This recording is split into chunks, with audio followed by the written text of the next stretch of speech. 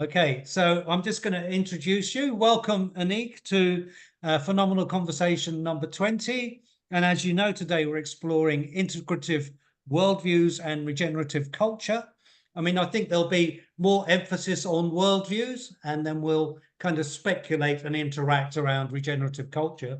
I think that it's an important element. But tell us the story of how you came to explore and dedicate your work to the topic of worldviews. Yeah, there's actually quite a few stories to tell. So, I mean, I grew up as an environmentally concerned kid in the 80s, just kind of worried about what was happening in the world. I think that was a kind of a first seed. Then when I was 18, I traveled in India and Nepal, and I ended up in a trek in the Himalayas, like 2 weeks just walking around in these amazing mountains with my friend, just nothing but nature and just the rhythm of hiking and the fresh mountain air. And at some point, and I think this was probably about 1 week or so in the trek, I had like with a I didn't name it at the time as such, but later on I realized I had a full-blown mystical experience. So I had this sense of kind of oneness with everything and this intimacy with everything around me. It was like I was looking at everything like, wait, it looks the same, and yet it's different. Everything feels so vibrant and so alive and so close. And so, I don't know, the usual barrier dropped away. I was just kind of one with this environment, and I was in awe. And yeah, that was a powerful experience to have that also later kind of made me more aware of, yeah, the importance of nature and also the power of nature to see reality in a different way, because that's what happened in that moment. I had that experience, and it's like de schellen vielen van mijn ogen. Something was removed. Scales dropped off your eyes. Yes, like a layer, a veil was lifted, and I just had a different experience of reality in a way that I never had before. And then I started studying. I went to college, to university, studying social environmental studies. And I got really fascinated by the work of environmental philosophers and environmental thinking who started emphasizing, our worldviews the origin of this whole environmental crisis that we were looking at as a study subject.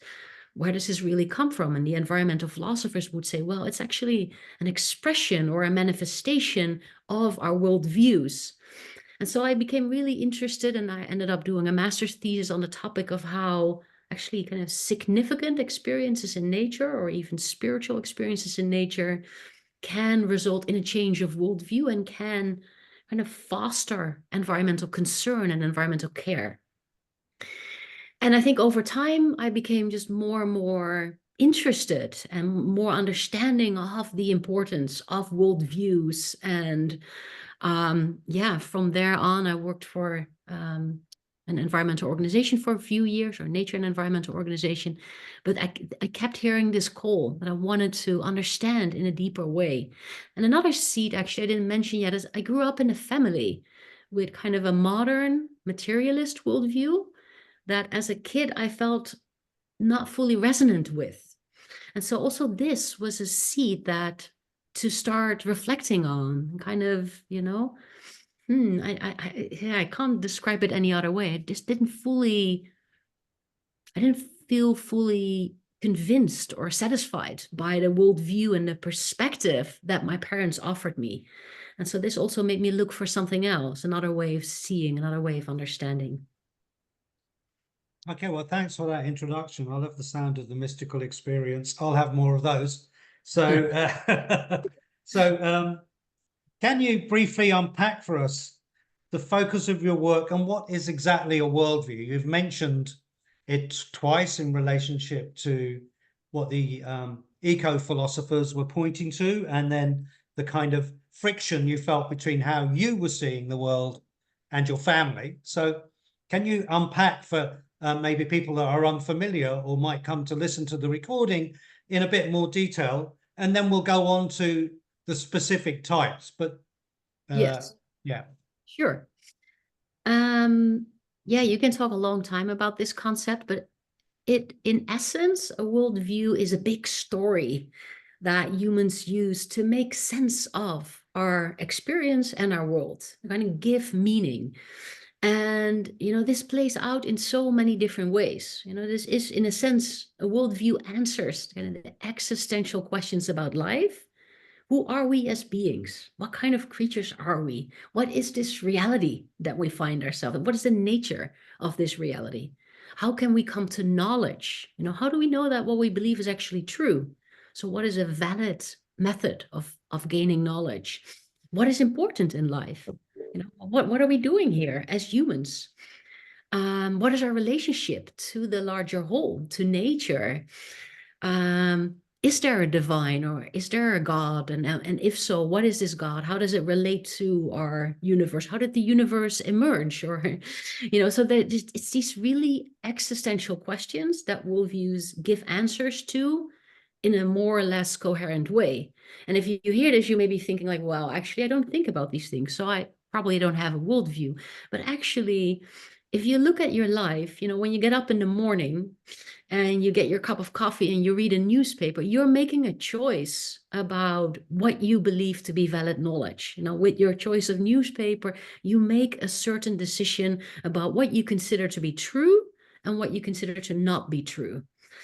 And so your whole life is basically shaped by decisions that you take that express what you believe is true, what you believe is valuable, what you believe is moral, and what you believe is possible. That's where my mind was going. Morable. Yeah. Good word. Well, that's a great summary. One of the things I think you were alluding to, but often I particularly think in today's culture generally, but those big questions aren't a givens, like they've already been answered. So in a way, the ecological problems are because a whole section of culture believes the big questions have been answered and forgotten that there are even big questions underlying that. So I'm kind of curious about what you've perceived or how your work has interfaced with that unknowingness, as it were, or that kind of forgetfulness, you might call it. Yeah, or unconsciousness. I think that Yeah, indeed, yeah, actually, yeah, these are really the big questions, but we don't talk very much about them. yeah, And if you look at our political debates and discussions, we talk more on the surface. We don't talk much about the views that undergird yeah, our political positions or positions on a certain societal debate. And yeah, so, yeah, our worldviews are generally unconscious. Yeah, so we read this newspaper and we would say, well, that's because but actually, if we dig deeper, we will find that there's certain beliefs underneath about, yeah, what is true, who is trustworthy, what kind of news source is useful with respect to this example. And I think that's actually one of the potentials of worldviews is that they are unconscious, but we can become more aware. And that's where we have a lot of leverage for change, because we can become more aware of the values and the frameworks that we're operating from. And as soon as we have more awareness, we start to have more choice, because we often operate from, yeah, viewpoints that we also inherited from our family. This was we were spoon-fed yeah. beliefs and ideas and assumptions about reality that we don't tend to explore. So there's a lot of kind of creative power and potency there. Well, in fact, I think you're explaining the rationale for your work, and that leads perfectly on. So making those worldview structures more conscious. So could you outline in brief, because I know each worldview you could write a thesis on, but Yes. if you could outline in brief the kind of the characteristics of the four worldviews you've discovered in your research. Other people have done worldview research and come up with different things, but you've got a specific model, and with that you've researched rigorously and published and done academically. So I think it would be great if you could summarize the different worldviews, and also help us avoid putting value judgments on which is better or which is worse or which is more aware or more conscious than another. So help us avoid that mechanistic approach to the way that we listen to other points of view. Yes, yeah, I'll try. Well, Yeah, the best you can, the best you can. yes, and so this, I mean, in some sense, these are not really my worldviews, as they No. have been quite broadly used in philosophy and sociology, and so I'm working from a notion of a traditional, a modern, a postmodern, and an integrative worldview, and you can find that that overarching structure in many thinkers and authors, and there's different variations, but these are somewhat these are broadly accepted categories of views and positions, and they're also connected to eras or epochs. So we have a Right. modern period and we have a more postmodern era. And so what we did with our research, because this was also a study with colleagues at Delft University at the time, actually. So what we did is mainly make these worldviews empirically researchable by using these big questions and then describing positions that people can score on in a survey. So if this puzzles you, take the worldview test. Maybe we can put the link in later. Take the worldview test and you will understand what I'm talking about. This came out of our research. So there's an online worldview test that basically uses the model and the method that we use to support this model in our study. So that's a little bit of background. With respect to the worldview set, yeah, so really in short, the traditional worldview is a more theistic worldview. There's not really a separation yet between science and religion. How reality is understood is really merged, and is very informed by the understanding of the religious or the sacred. And this is often also a transcendental view, such an understanding of a God, a monotheistic God who created the universe and is above and beyond the world itself. So this is very different from kind of more animistic, older indigenous and animistic worldviews who saw the divine very much present in the world. So it's above and beyond the world. There's this kind of dualism that arises from that. The world itself is profane, the divine is transcendental, but humans have this connection with God. And so this is very important in this worldview. And there's also really an emphasis on the social group. So the individual, which will really emerge in the modern worldview, is not quite there yet. This is a social worldview. This is kind of a group consciousness. It's my family, my tribe, my community, the people from my religion. And it can be ethnocentric in that way. But it also has these beautiful, kind of social traditional values, solidarity and conformity. Many of these, they have a good and a bad side, or more of a potential and maybe a pitfall. But yeah, so it has these social traditional values. And then with modernity, we really see the rise of the individual, as well as kind of gradually the dropping away.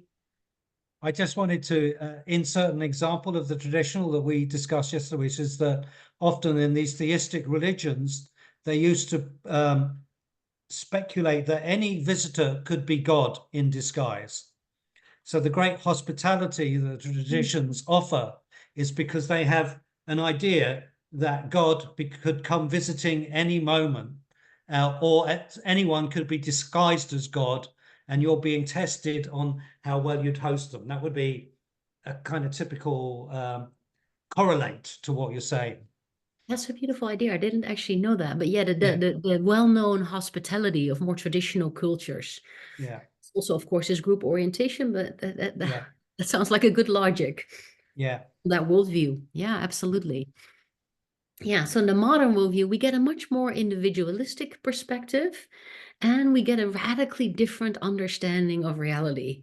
So this kind of transcendental, divine, the God created universe, now we are moving to a mechanical universe, a universe that is materialist, that is objectively measurable, and actually anything that is not empirically, objectively measurable doesn't really exist. So all the mystery drops away, and all the also the spirituality, but also the mystery. So Weber talks about the disenchantment of the world, right? So we get this more rational perspective, and the view of the universe is, also referred to sometimes as a clockwork universe. It's mechanical, it's governed by these natural laws and now we can predict, and it's determinist, and it's objective. And the subjective realm is not so present, or is even denied in some sense. And we get, of course, this great individualism, this dignity of the individual. And so, with these evolving worldviews, you see, it's like a response also to the pressure, the social pressure of the group and having to fit in and conform. And the modern worldview liberates individuals from that. And no, we are dignified as individuals, and we are free and autonomous. And so you get also a whole value set that is related to that, more kind of hedonistic and materialist and instrumental values, and power and comfort and status, and these kind of, also education, these kind of values. So that's broad strokes the modern worldview. But what you also see is that there's a kind of dynamism in these worldviews. All these worldviews represent a gain, kind of a possibility, new values, perspectives that really are important in themselves, are irreducible. But often with that gain, they also create new problems, new troubles, new pathologies, you could say. And so the modern worldview, one of the things it arguably creates is the environmental crisis. And so then kind of a new worldview almost has to come in, because it cannot be solved, as Einstein so famously said, it cannot be solved from that level of thinking. So the postmodern worldview is a reaction to the problems that modernity starts to create. To the denial of the whole subjective realm. So it starts to emphasize the subjective, the personal, the emotional, the artistic, all the modes of knowing that didn't count in this kind of rationalistic modern worldview. It starts to question, is this really possible that we can objectively know this universe? Can we stand as outsiders outside of it and look at it objectively? Or are we actually part of what we're observing? And are we informing what we observe through our perception? And so you get this idea that reality is kind of constructed, and that our constructions really matter. And the idea of how narratives and discourses actually shape what we experience. And so we get a more kind of constructivist and relativist and fragmented and ambiguous and diverse understanding of reality. And still an emphasis on the individual, but a different aspect, more the self-expression, the participation. And so we get also a different range of values there. Creativity, emotion, intuition, diversity, a whole different value set emerging with the postmodern worldview. And then I think right now we're starting to see more, and this is kind of the worldviews, the most speculative one, but there's still also quite a solid basis for it, I would argue. So the integrative worldview is, in my understanding, a response to the problems that postmodernity starts to create. Postmodernity brings these solutions to the objectivism and the rationality of the modern worldview and all the issues it creates, but it also then, and I think we see that more and more today, creates its own problems. So we have the post-truth world. If all of reality is constructed, and you have your perspective and I have my perspective, what is truth, and is there such a thing as truth? And so we get a post-truth world in which many truths exist, and nobody knows anymore which one is true, or even if there's such a thing. That is even questioned. We get the polarization between worldviews, even though the postmodern worldview is really inclusive in its emphasis. It actually, in my understanding, really fuels the polarization between worldviews. And so we get this fragmentation of perspective, the polarization between worldviews, the relativism and the purposelessness. So it really emphasized the relative and the contextual, which is really powerful, useful, but it becomes nihilism when we go too far with that. And so that is what we see today. And then the integrative worldview comes along, I think, trying to bring things back together again. And a kind of capacity emerges to step back and see also the value of each of these perspectives, see that they all bring, each of them brings something powerful and potent and irreducible and not to miss, a contribution to the whole that we need. But I can also see that it's partial. So it starts to emphasize that there's something in this traditional emphasis on the divinity and the sacredness of life or the universe that is important, but also this kind of scientific mindset and this objective knowing and the unprecedented progress we experienced from that, and all the possibilities and the individualism.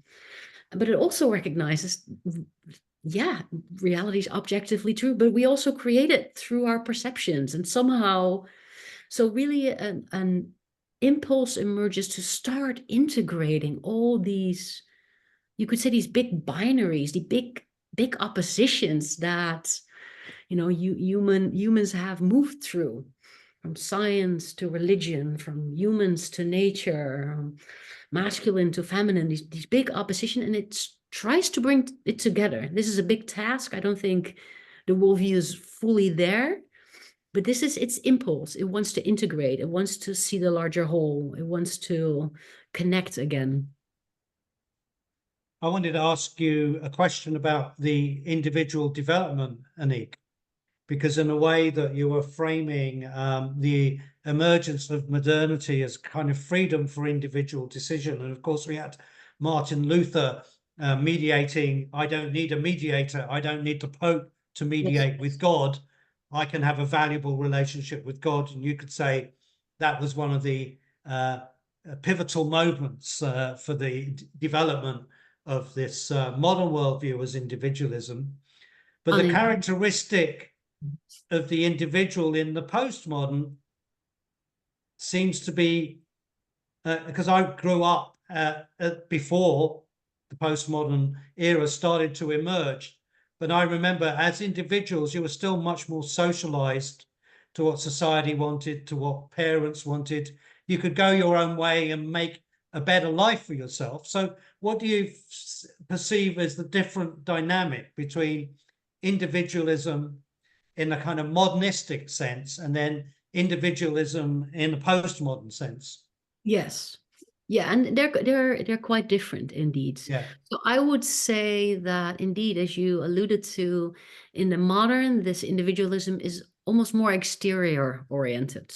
So it's indeed about making a good living for yourself and kind of getting freedom from exterior constraints and getting possibilities in that realm. And then the postmodern worldview starts to emphasize the subjective and the perspectives we come from, but also it will also emphasize how our individual identity is actually shaped by the groups we belong to. And we get emphasis on race and gender, class, all kinds of the ways we are formed by these group memberships. And so there is an emphasis on identity, but also the social aspects of that. Right. Yeah. Okay, well, that's good to have that clarified. So I like the way that you've emphasized that each worldview is a response to the problem of the previous one. And I was mentioning earlier, it's easy, when I was doing the worldview test, it was easy to get irritated by some of the other views that were expressed there from the other, because I recognize them from my own upbringing, or I recognize them from what other people say about the world. So what is it that we need to sort of move beyond that kind of because like as we're extracting ourselves, irritation is natural, but what is it you think we need that takes us into a more mature relationship to these differences? Because it seems like the integrative worldview is pointing us to greater maturity in some sense, emotional maturity as a starting point. Yeah, I think it has that potential, at least, for this more kind of reflexive awareness, where I think maybe the essence is that we don't absolutize our own perspective, that we start to see that our perspective offers, a useful and important viewpoint, but that Yeah. reality is very, very complex. And that if we want to get a more integrated view, if we want to get a more integrative perspectives, that we need to start looking at whatever we're looking at from multiple angles. And then we can also start to appreciate, we can really start to see that someone with a traditional worldview will bring an angle onto a certain issue, for example, that we don't see because we don't inhabit that worldview. But that can enrich how we look at that issue. So I Okay. think it's actually could be a powerful way to leverage our policy making. Right. Because To actually encounter and appreciate the value of other people's values in a way, or to make that felt, not just a yes, kind of polite expression of, how nice that is, but a genuine, heartfelt reflection, as it were. yeah, and to really consciously seek for alternative perspectives. Right. And if you look at, for example, where you have a complex labs or social labs approach, this kind of, solving complex problems through social labs. That's one of the core ideas, is that like make sure you get all the perspectives on the issue in the room Yeah. and engage with each other deeply, and then see the kind of possibility and creativity that can emerge when we start to look at something from multiple angles. But yeah, we have to do our inner work of, there's a certain disidentification, I think, also that has to happen, that we're Yeah. not so identified with our viewpoints, and because this makes us absolutize them. We're identified with this is the only right way of seeing, and this is, and I think that we really are finding this in our contemporary world, that this is not so productive, to put it mildly. Okay, well, I'm conscious we're running a bit out of time. It's been great what you've been sharing. But I'd quite like to unpack or explore with you uh, the different role that nature has in the integrative worldview, that is kind of a unique or almost unique reification of what's come before. The integrative worldview and nature, and how that is conducive to regenerative culture. I mean, I can speak about that angle, but I'll riff off what your ideas around the role of nature specifically in the integrative worldview. Yes. Yeah. Yeah. So I think also I didn't make this so explicit, but the integrative worldview kind of recognizes the objectivity and the subjectivity of reality, but also you could say the sacredness and materiality, if you will. Yeah, And so the view on nature, and I think this is different from the other worldviews, the view on nature tends to be that nature is sacred, yeah, nature is spiritually significant. yeah, And so the postmodern worldview would, be more inclined to say that that our understanding of nature is constructed. The modern worldview, of course, views nature in a much more objectified and a more instrumental, as an instrument to satisfy our needs and our desires that we can exploit and yeah, commodify. The traditional worldview often sees nature as God created, but not really necessarily as an embodiment of the divine. So it's God right, created, it's therefore valuable, and we need to take care of it, but we don't necessarily see it as, imbued with spiritual significance itself. And right, so this is also a return, you could say, to how people, indigenous peoples everywhere, all before these worldviews, people looked at nature and felt deeply connected to it, were immersed in it. There was not this distinction yet yeah, between humans and the world they were surrounded by. And yeah, so, if you go far back enough, we all had animistic worldviews. We all yeah, saw nature as divinely, as manifestations of the divine, as yeah, as sacred, as spiritual. And so I think in the integrative worldview, we kind of return to that insight. And that is, of course, also really important for connecting us with it. There's this yeah, dimension that pervades everything, us included, nature. So this is a very fosters human nature connectedness, and I think it's really important for offering us a pathway for responding to our ecological and polycrisis. Yeah. So there's something, for want of a better word, more holistic about the way of seeing the world that's more inclusive of development of the different levels of worldviews.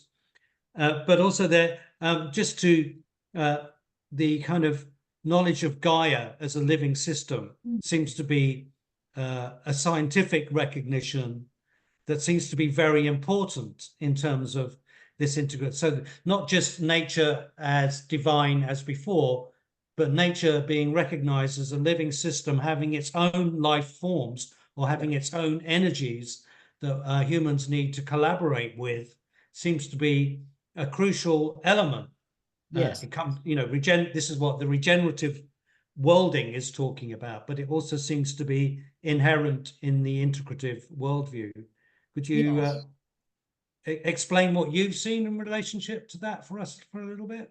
Yeah, I think that nature as living complex system and us perhaps fulfilling a particular role in that, because that's also the idea of Gaia hypothesis, right? That Yeah, life actually regulates yeah, all the processes of the planet, the climate, and all the cycles are actually, and this is, I think, this when Lovelock posited the hypothesis in the 70s, it was received with a lot of skepticism. But now, what we are 50 years later, there's actually a lot of scientific support for his basic conception that yeah, life regulates the planet and that this is a larger whole that we have to understand as a whole.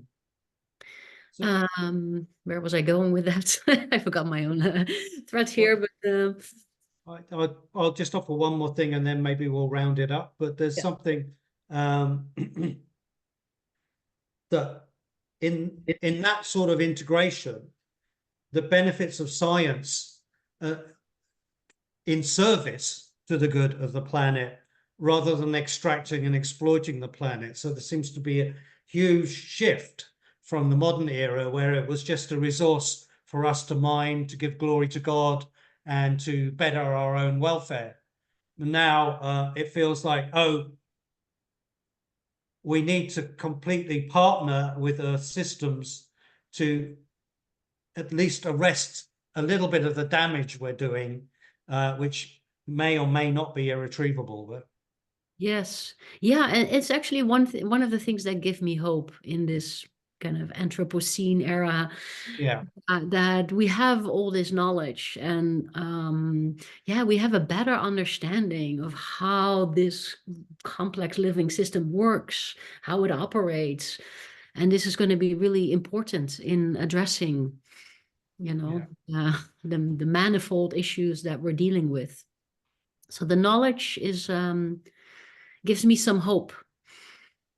no, it's good to hear that. And then also just to echo back to your first opening story, that your awakening Yeah. to other possibility happened in the Himalayas. So I don't think that's a coincidence.